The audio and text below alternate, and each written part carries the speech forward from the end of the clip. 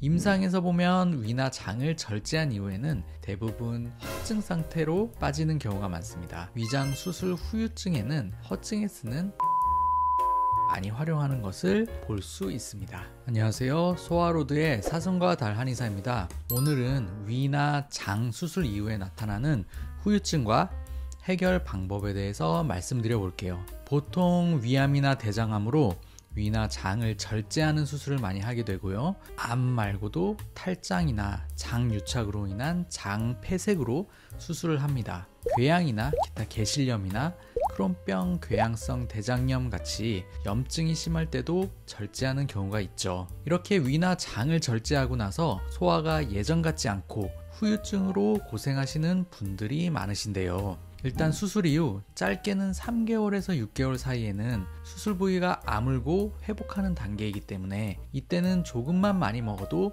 소화가 안 되는 것이 당연합니다. 자극적이거나 거친 음식들은 주의하셔야 하고 음식량을 줄여 자주 먹도록 해야 합니다. 대부분 6개월 정도가 되면 많이 회복이 되는데 이 이후에도 소화 기능이 예전 같지 않다는 분들이 많습니다.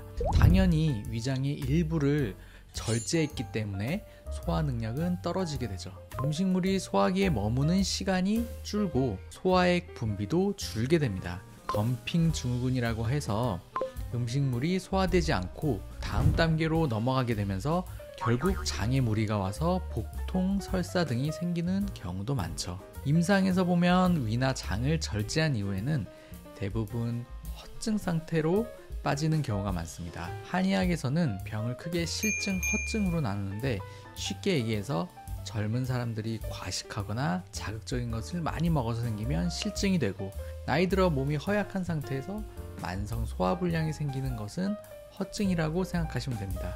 실증과 허증은 증상의 양상도 다르고 치료 방법도 달라서 허실을 나누는 것이 굉장히 중요합니다. 그런데 아무리 실증으로 인해 암이 생겼다고 하더라도 대부분 수술 후에는 허증 상태로 빠지는 경우가 많습니다. 일본의 논문에서도 위장 수술 후유증에는 허증에 쓰는 따뜻한 약재를 많이 활용하는 것을 볼 수 있습니다. 6가지 원인을 항상 말씀드렸는데 허증에는 3가지가 있다고 했죠.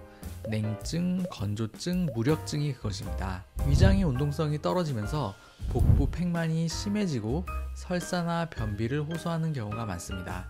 한의학에서는 위장의 운동을 도와주는 약재를 이기제라고 하는데 진피, 후박, 지실 등이 있습니다. 이 외에도 노폐물이 있다면 바나나, 생강과 같은 노폐물을 없애주면서 위장의 운동성을 돕는 약재를 선택하기도 합니다. 허증이기 때문에 보약계통의 약을 적극적으로 쓰기도 합니다. 인삼이나 백추를 쓸 수 있고 건강과 같은 위장을 따뜻하게 해주는 약을 쓰게 됩니다. 수술 후에도 허증이긴 하지만 만성 염증이 생길 수 있습니다. 배가 콕콕 쑤시거나 쓴물 신물이 올라오거나 또는 혀나 항문에 자결감 같은 것을 느끼거나 통증을 느끼는 경우에는 몸에 허증이지만 열이 있는 것일 수 있는 것이죠. 특히 위장 절제술 이후에는 소화가 안 되고 영양분의 흡수가 낮아지면서 체중이 감소하고 위장이 메마르게 되는 건조증 상태에 빠질 수 있는데요. 건조증이 심해지면 허증의 열이 더욱 발생하고 만성 염증의 상태로 변할 수 있겠습니다. 허증의 염증은 몸이 차가우면서도 염증이 있는 경우인데요. 이때는 차가운 약을 베이스로 하지만 허열을 조금씩 꺼주는 방법으로 접근해야 되고 특히 건조증을 잘 해결해 주어야만 근본적으로 만성의 염증을 해결할 수 있습니다.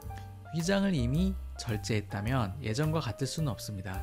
또한 위장을 절제하는 과정에서 복막이나 많은 신경, 림프절이 손상되기 때문에 수술을 했다고 끝났다고 생각하면 안 되고 급한 불은 껐으니 잘 관리해 나가야 된다고 생각하셔야 됩니다. 위장의 운동성이 떨어지면 특히 장폐색과 같은 급한 증상이 생길 수 있기 때문에 항상 속이 더부룩해지는지 관찰하고 음식 조절과 운동에 힘써야 합니다. 만약 관리를 하는데도 소화불량이 지속된다면 한의 치료의 도움을 받을 수 있겠습니다. 오늘은 위장 절제로 인한 후유증에 대해서 말씀드렸습니다. 구독과 좋아요 부탁드릴게요.